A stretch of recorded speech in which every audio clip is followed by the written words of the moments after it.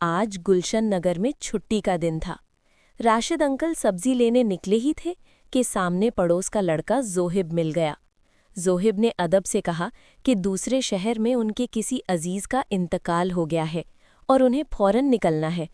उसकी गोद में एक छोटी सी सफ़ेद बहुत खूबसूरत बिल्ली थी जिसका नाम लूलू था।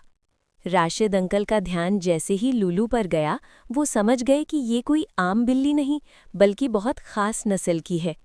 जोहिब ने रिक्वेस्ट की कि सिर्फ एक दिन के लिए लूलू को संभाल ले और साथ ही उसका ख़ास खाना भी दे दिया।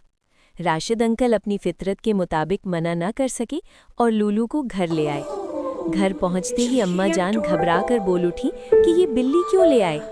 वहीं छोटी आयशा खुशी से मुस्कुराने लगी और साद भी शौक से आगे बढ़ा। मगर लूलू एक पल में उछलकर राशिद अंकल की गोद से निकल गई और कभी सोफा के नीचे तो कभी टेबल के नीचे छुपने लगी। बच्चे हंस हंसकर उसके पीछे भागने लगे। अचानक लूलू डर के मारे अम्मा जान की गोद में आ गिरी। अम्मा जान चीख उठी, हाथ मारा और लूलू फिसलकर नीचे गिर गई और टेबल के नीचे जा छुपी। राशिद अंकल को सख्त फिक्र हो गई। उन्हें याद आया कि ये बिल्ली बहुत महंगी है और अगर इसे कुछ हो गया तो हज़ारों रुपए देने पड़ सकते हैं। इसी बेचैनी में अचानक ख्याल आया कि लूलू कहाँ गई। पूरा घर छान मारा गया, सोफे, कमरे, किचन, फ्रिज, सब जगह देखा गया, मगर लूलू का कोई निशान नहीं मिला। साद ने गेट चेक किया, गार्डन देखा, लेकिन सब बेकार गया। शाम ढलने लगी और परेशानी बढ़ती चली गई। फहद भाई घर आए तो पूरी कहानी सुनी। राशिद अंकल अब खुद सड़कों पर लूलू को ढूंढने निकल पड़े। गलियों में भटकते हुए वो नौमान कसाई की दुकान पर पहुंचे।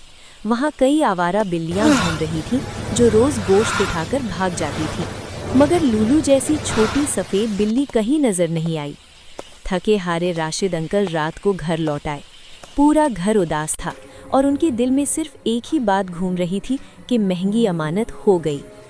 अगली सुबह अचानक जोहिब अपने घर वापस आया। गाड़ी से सामान उतारते हुए उसकी गोद में वही लूलू बिल्कुल सुकून से बैठी हुई थी। राशिद अंकल हैरानी और सुकून के मिले जुले जज्बात के साथ देखते रह गए।